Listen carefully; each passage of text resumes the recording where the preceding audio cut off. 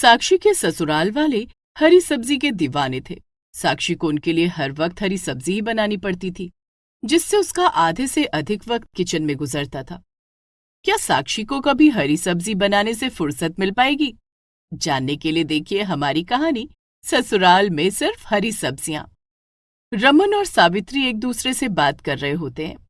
सावित्री, मुझे हल्की हल्की भूख लग रही है, कुछ खाने को ले आओ। तभी साक्षी, जो कि चाय बनाने रसोई में जा ही रही होती है, अपने ससुर से कहती है, पिताजी, मैं शाम की चाय बनाने जा रही हूँ, साथ में पकौड़े बना दूं? या आप कहें तो कुछ हैवी नाश्ता जैसे ब्रेड पकौड़ा, पोहा या उपमा बना देती हूँ, चाय के साथ अच्छी लगेगी। नहीं बहू, तू तो जानती है हम ये सब नहीं खाते। किचन में देख कोई हरी सब्जी है कि नहीं। साक्षी रसोई में जाकर देखती है तो तोरी और लौकी रखी होती है। पिताजी, रसोई में लौकी और तोरी की सब्जी रखी है। बहू, तू मेरे लिए तोरी की सब्जी बना दे। पिताजी, चाय के साथ तोरी की सब्जी, साथ में रोटियां भी ले आऊं? नहीं बहू, हरी सब्जी सेहत के लिए बहुत अच्छी होती है। तू मेरे लिए तोरी की सब्जी बना दे, मैं चाय के साथ हरी सब्जी खा लूंगा। साक्षी के लिए ये सब नया नहीं था। शाम की चाय बनाने से पहले वो अपने ससुर के लिए तोरी की सब्जी बनाती है और एक प्लेट सब्जी लाकर उन्हें देती है, जिसके बाद सभी शाम की चाय पीते हैं। थोड़ी देर के बाद रमन और सावित्री बाहर घूमने चले जाते हैं और साक्षी रात के खाने का इंतजाम करने लगती है। बहुत दिनों से छोले नहीं खाए, मेरा छोले खाने का बहुत मन हो रहा है। मैंने माँ जी की नजर बचाकर सुबह ही छोले भिगो दिए थे। एक बार छोले बन जाएंगे तो सब खा ही लेंगे। हरी सब्जी खा खाकर मैं बोर हो गई हूँ। साक्षी रात के खाने में छोले और पूरियां बना लेती है। खाना बन जाने के बाद सावित्री और रमन घर आते हैं। दोनों के हाथों में हरी सब्जियों से भरे थैले थे। साक्षी बहू, ले सब्जियां रख ले। इतनी सारी सब्जी? माँ जी, इतनी सब्जियां तो फ्रिज में भी नहीं आएंगी। तू पहले इन्हें फ्रिज में एडजस्ट करने की कोशिश तो कर। नहीं आएंगी तो मैं बताऊंगी इन्हें कहाँ रखना है। साक्षी फ्रिज में हरी सब्जियां रखती है, लेकिन आधी से ज्यादा सब्जी फ्रिज में नहीं आती है। माँ जी, इतनी सारी सब्जियां बाहर ही रह गईं, अब इन्हें कहाँ रखूं? यहीं रसोई में ही रख दे। साक्षी रसोई के फर्श और बर्तन रखने वाली जगह पर हरी सब्जियां रख देती है। रात को जब वो खाना लगाती है। साक्षी, तुमने आज खाने में क्या बना दिया? छोले बनाए हैं।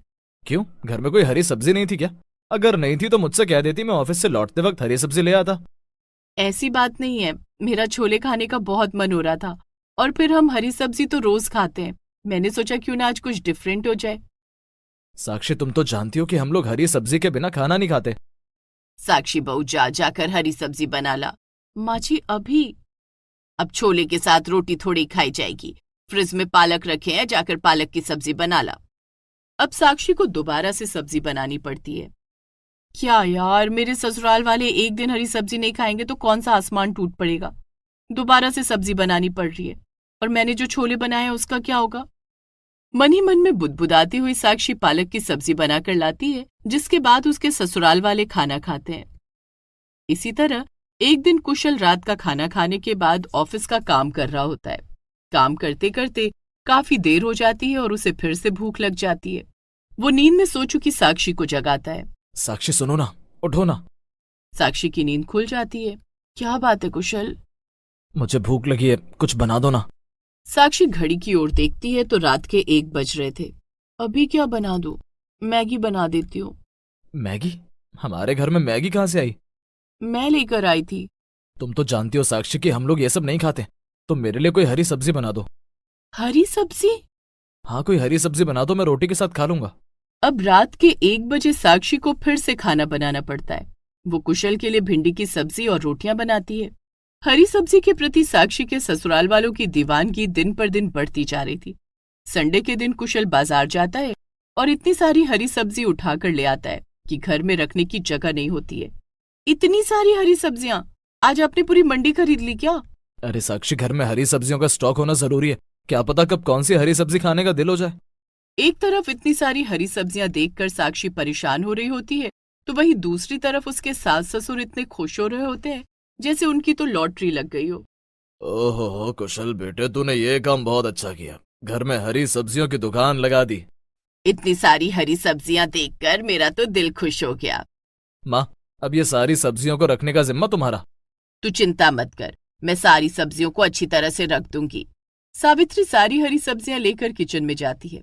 कुछ सब्जियां वो फ्रिज में रख देती है और कुछ सब्जियां किचन के फर्श पर। बाकी सब्जियों को लेकर वो अपने कमरे में जाती है और उन्हें अपने बेड के नीचे रख देती है। अब भी कुछ सब्जियां बच गई हैं, इन्हें साक्षी बहू को दे देती हूँ। सावित्री साक्षी को बुलाती है। जी माँ जी। साक्षी बहू, ये पालक, चौलाई के साग, परवल, भिंडी, करेले और तुरई की सब्जी अपने बेड के नीचे रख ले। ठीक है माँ जी। साक्षी सारी हरी सब्जियों को अपने बेड के नीचे रख लेती है। अब तो घर में जैसे हरी सब्जियों की पार्टी होने लगती है। कोई मेहमान आता तो खाने में 4-5 हरी सब्जियां बनने लगती। एक दिन घर में साक्षी की मौसी सास अपने परिवार के साथ आने वाली होती है। साक्षी बहू, आज मेरी बहन सविता अपने परिवार के साथ खाने पर आ रही है, तो उनके लिए कुछ अच्छा बना लेना। माँ जी, मैं खाने में लौकी के कोफ्ते, पनीर की सब्जी, राजमा की दाल, रायता, पुलाव और पूरियां बना लेती हूँ। ना साक्षी बहू, लौकी के कोफ्ते तो ठीक हैं, लेकिन पनीर और राजमा बनाने की कोई जरूरत ना है। अरे, घर में इतनी सारी हरी सब्जियां रखी हैं, फिर पनीर और राजमा क्यों बनाना? मम्मी जी, हरी सब्जी से अलग वैरायटी भी तो होनी चाहिए। ना बहू, तू ऐसा कर, पालक की दाल, लौकी के कोफ्ते, बथुआ का रायता और मेथी मटर बना ले। ठीक है मम्मी जी। साक्षी सारा खाना बना लेती है और घर आए मेहमानों को भी ढेरों हरी सब्जियां खिलाई जाती हैं। घर के लोगों और मेहमानों को खाना खिलाने तक तो बात ठीक थी, लेकिन हद तो तब हो जाती है जब सावित्री और रमन की मैरिज एनिवर्सरी होती है। कुशल, कल माँ और पिताजी की शादी की सालगिरह है। हमें माँ पिताजी को लेकर कहीं सरप्राइज डिनर पर चलना चाहिए। साक्षी, तुम तो जानती हो कि बाहर होटलों में हरी सब्जियां बहुत कम मिलती हैं। ज्यादातर पनीर की डिशेस होती हैं। तुम घर पर ही कोई हरी सब्जी बना लेना, साथ में पूरी या पराठे बना लेना। ठीक है। सास ससुर की मैरिज एनिवर्सरी पर साक्षी सरसों का साग और मक्के की रोटी बनाती है और खाना लगाती है। आज माँ जी और पिताजी की शादी की सालगिरह के मौके पर मैंने आप दोनों की पसंद का खाना बनाया है। वो तो ठीक है बहू, लेकिन तूने एक ही हरी सब्जी बनाई है।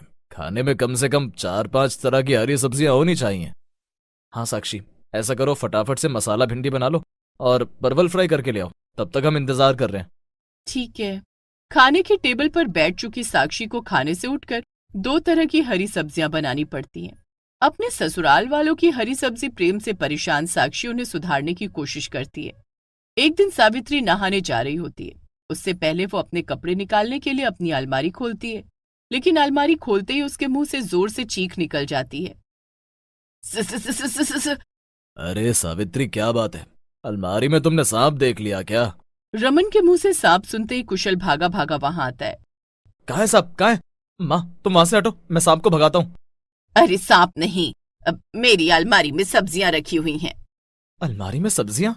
रमन और कुशल अलमारी के पास जाते हैं तो देखते हैं कि वहां सावित्री के कपड़ों की जगह ढेर सारी हरी सब्जियां रखी हुई थी। कुशल साक्षी को बुलाता है। साक्षी, साक्षी, क्या बात है कुशल? माँ की अलमारी में हरी सब्जियां किसने रखी? मैं कल सब्जी मंडी से बहुत सारी हरी सब्जियां लेकर आई थी। किचन में जगह नहीं थी तो अलमारियों में रख दिया। और मेरे कपड़े कहाँ गए? मम्मी जी, आपके कपड़े आपके बेड के नीचे रखे हैं। सावित्री अपने बेड के नीचे देखती है तो वहां भी उसके कपड़ों के ऊपर हरी सब्जियां रखी होती हैं। इसी तरह जब कुशल ऑफिस जाने लगता है और अपना लैपटॉप बैग खोलता है तो उसमें भी कुछ हरी सब्जियां जैसे हरे मटर और बीन्स रखे होते हैं। ये सब क्या है साक्षी? घर में जगह नहीं बची थी तो मैंने आपके लैपटॉप बैग में रख दिया।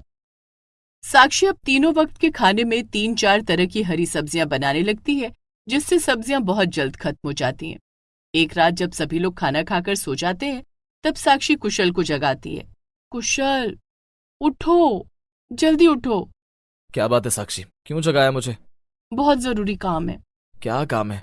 घर में हरी सब्जियां खत्म हो गई हैं। अभी बाजार लगी होगी, तुम जाकर कुछ हरी सब्जियां ले आओ। रात के 10 बज गए हैं साक्षी, अभी कौन सा बाजार लगा होगा? सब्जी मंडी तो रात के 11 बजे तक खुली होती है। तुम जाओ ना, कुछ हरी सब्जियां ले आओ। यार मैं थका हुआ हूँ, तुम जाकर ले आओ। तुम चले जाओ ना कुशल, प्लीज। आज मेरी कमर में बहुत दर्द है, नहीं तो मैं चली जाती। कुशल को ना चाहते हुए भी सब्जी लेने जाने पड़ता है। इसी तरह एक दिन रमन और सावित्री किसी रिश्तेदार के घर गए होते हैं, जहां साक्षी बार बार उन्हें फोन करके हरी सब्जी लाने के लिए कहती है। साक्षी बहू, बाहर बारिश हो रही है, हमें घर आने में देर हो जाएगी। लेकिन मम्मी जी, हरी सब्जी के बिना रात का खाना कैसे खाया जाएगा? आप लोग किसी भी तरह से करके हरी सब्जी ले आना। ठीक है बहू। बारिश रुकने के बाद सावित्री और रमन रिश्तेदार के घर से निकलते हैं तो सावित्री रमन से हरी सब्जी लेने के लिए कहती है। चलो सब्जी मंडी चलते हैं। दोनों सब्जी मंडी जाते हैं, जहां बारिश के कारण काफी कीचड़ हो चुका था। कीचड़ में रमन का पैर फंस जाता है। वो आगे नहीं बढ़ पाता है। सावित्री, मुझे यहाँ से बाहर निकालो, नहीं तो मैं कीचड़ में गिर जाऊंगा। मैं अब सब्जी लेने आगे नहीं जा पाऊंगा। सावित्री रमन को कीचड़ से बाहर निकालने की कोशिश करती है, लेकिन निकाल नहीं पाती है। वो मदद के लिए 2-4 लोगों को बुलाती है। वे सभी मिलकर कीचड़ में धंसे रमन के पैर को बाहर निकालते हैं। रमन काफी परेशान हो जाता है।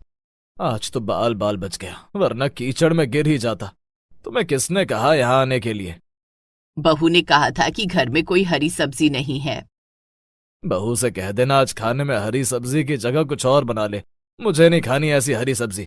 रोज रोज हरी सब्जी खानी जरूरी है क्या? कितनी मुश्किलों से आज बचा हूं मैं। और दोनों बिना हरी सब्जी लिए घर आ जाते हैं।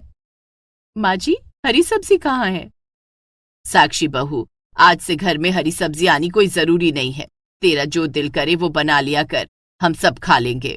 सावित्री की बात सुनकर साक्षी मन ही मन मुस्कुरा देती है, क्योंकि वो अपने मिशन में कामयाब हो चुकी थी। आज हम आपको दिखाने जा रहे हैं एक ऐसे जादुई बैंगन की कहानी जिसका जादू सबके सिर चढ़कर बोलता है। कोई है जो जादुई बैंगन के जादू से रातों रात अमीर बन जाता है। तो चलिए देखते हैं कहानी जादुई बैंगन। लक्ष्मीनगर गांव में घुंघरू अपने भैया भाभी के साथ रहता था। घुंघरू के माता पिता एक किसान थे। कुछ साल पहले दोनों की मौत हो गई थी, जिसके बाद घुंघरू का बड़ा भाई डमरू पिता के खेतों में खेती करने लगा और घुंघरू उस काम में डमरू की मदद करता था। लेकिन घुंघरू की भाभी मीनू को घुंघरू का घर में रहना बिल्कुल भी पसंद नहीं था। एक दिन, सुनो जी, अब घुंघरू का हिसाब किताब अलग कर दो। काम तो सारे तुम करते हो और सारा अनाज वो खा जाता है। अकेला रहेगा तो आटे चावल का भाव पता चल जाएगा उसे। कैसी बात करती हो मीनू? घुंघरू मेरा छोटा भाई है। पिताजी की मृत्यु के बाद बड़े भाई होने के नाते उसकी जिम्मेदारी मुझ पर है। तो ठीक है, मुझे आज ही मेरे मायके छोड़ दो। मैं तो तुम्हारे भाई की सेवा के लिए यहाँ नहीं आई हूँ। मीनू के मायके जाने की बात सुनकर डमरू डर जाता है। अगर मीनू मायके चली गई तो घर में 2 रोटी बनाकर देने वाला कोई नहीं होगा। इससे तो अच्छा होगा कि मैं घुंघरू को ही अलग हो जाने के लिए बोल दूं। अगले दिन, घुंघरू अब तो बड़ा हो गया है और अपनी देखभाल खुद कर सकता है। मेरी कमाई बहुत ज्यादा नहीं है, ऐसे में 3 लोगों का गुजारा ठीक से नहीं हो पा रहा है। लेकिन भैया, अलग होकर मैं कहाँ रहूंगा और कैसे अपना पेट पालूंगा? घर में 2 कमरे हैं, एक कमरा तू ले ले और अपना खाना अलग बनाना शुरू कर दे। लेकिन भैया, मैं पैसे कैसे कमाऊंगा? मेरे पास तो कमाई का कोई जरिया नहीं है। अच्छा होता कि आप खेत का बंटवारा कर देते। ठीक है, मैं कल खेत का बंटवारा कर दूंगा। तो अपने खेत में फसल उगाना। दूसरे दिन डमरू खेत का बंटवारा कर देता है और घुंघरू को बहुत थोड़ी सी जमीन दे देता है। ये क्या भैया, आपने तो मुझे बहुत थोड़ी सी जमीन दी है। इतने में मैं कौन सी फसल उगाऊंगा? देख घुंघरू, मैंने इस खेत में बहुत मेहनत की है, अपने खून पसीने से इसे सींचा है और मैं तुझसे बड़ा भी हूं। इस नाते खेत की ज्यादा जमीन पर मेरा अधिकार है। वो तो एहसान मान मेरा कि मैंने तुझे खेती करने के लिए थोड़ी सी जमीन दे दी। अपने बड़े भाई की बात सुनकर घुंघरू समझ गया था कि डमरू ने उसके साथ बेईमानी की है। घुंघरू अब सोचने लगता है, इतनी छोटे से खेत में मैं कौन सी फसल उगाऊं? जो भी उगाऊंगा उससे बहुत कम कमाई होगी। घुंघरू के पास उस समय खाने के लिए भी पैसे नहीं थे। वो लोगों से पैसे उधार मांग कर खाया करता था। इधर उसके बड़े भाई डमरू ने अपने खेत में बैंगन की खेती की थी। एक दिन डमरू अपने खेत पर गया। पौधों में बैंगन निकल आए हैं, अब इन्हें तोड़कर बाजार में बेच देता हूँ। लेकिन जब डमरू अपने बैंगन तोड़ने गया तो अरे, इस बैंगन में तो कीड़े लगे हुए हैं। कोई बात नहीं, दूसरे बैंगन तो ठीक होंगे, उन्हें तोड़ लेता हूँ। लेकिन जब डमरू एक एक करके सभी पौधों से बैंगन तोड़ने गया तो सभी में कीड़े लगे हुए थे। हे भगवान, सभी बैंगनों में कीड़े कैसे लग गए?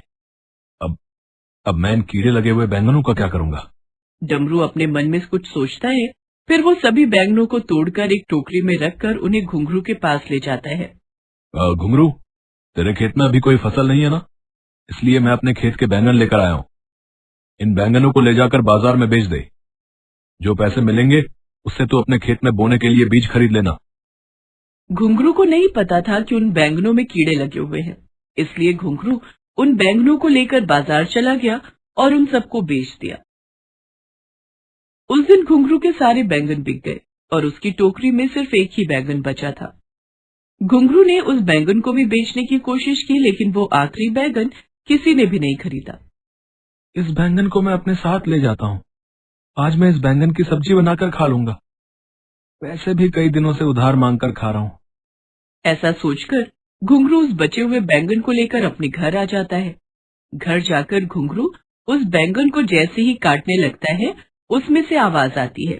घुंघरू, मुझे काटने से पहले मेरी बात सुन लो। अरे ये आवाज कहाँ से आ रही है? क्या ये आवाज इस बैंगन से आ रही है? हाँ घुंघरू, ये आवाज मेरी ही है। क्या तुम बोलते भी हो? घुंघरू, तुम्हारे भाई ने तुम्हारे साथ धोखा किया है। उसने कीड़े लगे हुए बैंगन तुम्हें दे दिए, लेकिन उसमें से मैं एक जादुई बैंगन हूं, और मेरे जादू के कारण उन बैंगनों में से सारे कीड़े अपने आप गायब हो गए। अच्छा, क्या तुम सच में एक जादुई बैंगन हो? हाँ, तुम मुझे काट देना, और जब तुम मुझे काटोगे तो मेरे अंदर से बहुत सारे बीज निकलेंगे। उन बीजों को तुम अपने खेत में डाल देना। दूसरे ही दिन तुम्हारे खेत में बैंगन के बड़े बड़े पेड़ उग जाएंगे, और उसमें बहुत बड़े बड़े बैंगन उगने लगेंगे। सभी बैंगन इतने बड़े होंगे कि एक एक बैंगन को बेचकर तुम बहुत पैसे कमा सकते हो। तुम मेरी सब्जी बनाकर मत खा लेना, मैं इसी तरह रोज तुम्हें बीज दूंगा। वे सभी जादुई बीज होंगे, उनमें से बहुत बड़े बड़े बैंगन के फल निकलेंगे। अच्छा ठीक है, मैं ऐसा ही करूंगा। घुंघरू को उस बैंगन की बात पर विश्वास ही नहीं हुआ, लेकिन उसने सोचा, मैंने इससे पहले किसी बैंगन को बोलते हुए नहीं देखा। अगर ये बैंगन बोल सकता है तो इसमें कोई ना कोई जादू जरूर होगा। ये सोचकर घुंघरू उस बैंगन को काट देता है, तो उस बैंगन के अंदर सच में बहुत बड़े बड़े बीज थे। अरे, जैसा इस बैंगन ने कहा था, इसमें तो सच में बहुत बड़े बड़े बीज हैं। घुंघरू उन बीजों को लेकर दौड़ा दौड़ा अपने खेत में जाता है और उन्हें अपने खेत में डाल देता है। वापस आकर घुंघरू उस दिन भूखा ही सो जाता है।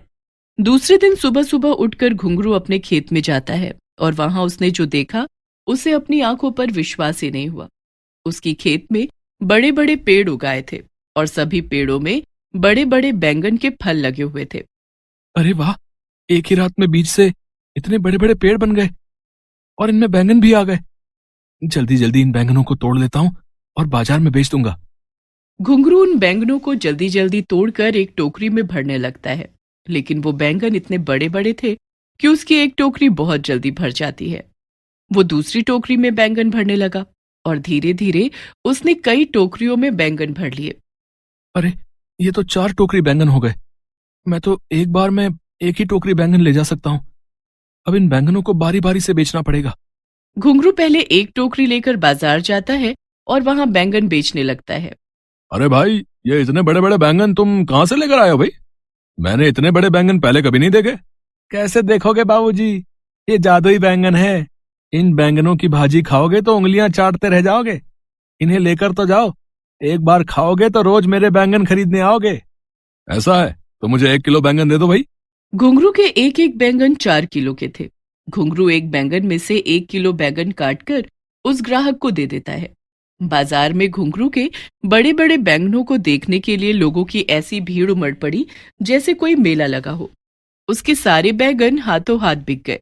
अरे भाई, मुझे भी 1 किलो बैंगन चाहिए, लेकिन तुम्हारे बैंगन तो खत्म हो गए हैं। चिंता मत करो बाबूजी, मैं अभी घर जा रहा हूँ और थोड़ी देर में ही दूसरी टोकरी लेकर आता हूँ।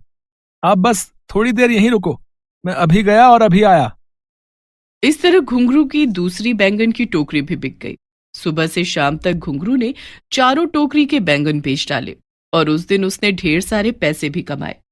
आज तो मैं बहुत थक गया हूँ। आज खूब अच्छी कमाई हुई है। इन पैसों से लोगों के उधार चुका दूंगा। जादुई बैंगनों को बेचकर कमाए हुए पैसों से घुंघरू भरपेट खाना खाता है। तभी उसकी नजर उस जादुई बैंगन पर जाती है जिसके बीज उसने अपने खेत में डाले थे। अरे, ये बैंगन अब भी कितना ताजा है। तुम्हारा बहुत बहुत धन्यवाद जादुई बैंगन, तुमने मेरी सारी मुश्किलें दूर कर दी।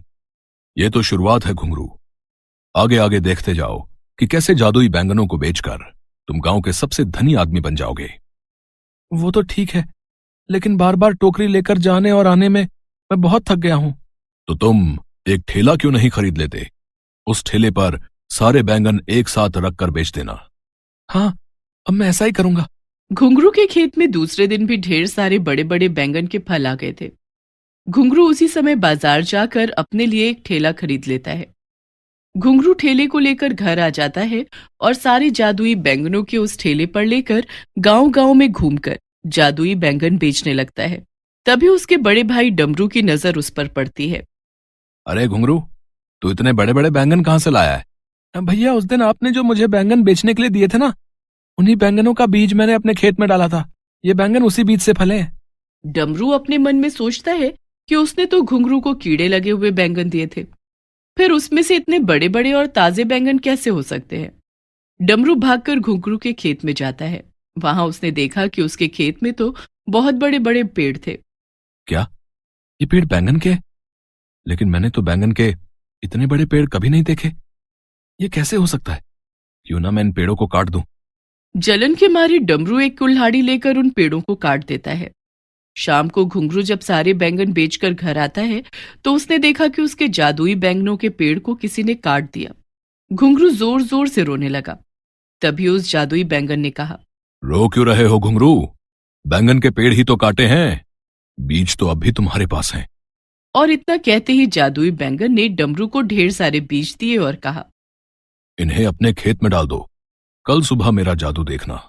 घुंघरू उन बीजों को फिर से अपने खेत में डाल देता है और दूसरे दिन उसके खेत में फिर से बैंगन के बड़े बड़े पेड़ उगाए और उनमें बड़े बड़े बैंगन भी फले हुए थे। घुंघरू ने सभी बैंगनों को तोड़ा और बाजार ले जाकर बेच दिया। जादुई बैंगनों को बेचकर घुंघरू धीरे धीरे काफी अमीर बन गया और गांव का सबसे धनवान व्यक्ति बन गया और उसके बड़े भाई डमरू के पास हाथ मलने के अलावा और कोई चारा नहीं बचा था।